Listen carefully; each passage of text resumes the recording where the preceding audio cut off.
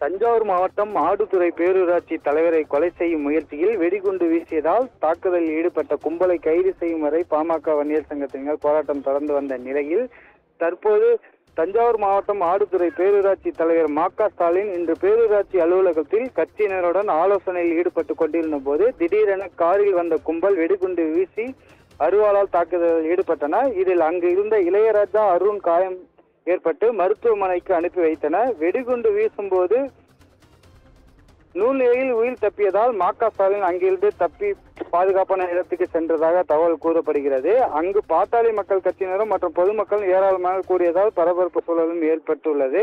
கொலை முயற்சியில் ஈடுபட்ட கும்பலை கைது செய்ய வலியுறுத்தி பாட்டாளி மக்கள் பெரும் பரபரப்பை ஏற்படுத்தி பல்வேறு போராட்டங்கள் நடத்தி வந்த நிலையில் தற்போது சிசிடிவி காட்சியானது பதிவாகி இருக்கின்றது. அந்த சிசிடிவி காட்சியை தான் தற்போது நம்ம பார்த்து வந்துட்டு இருக்கோம்.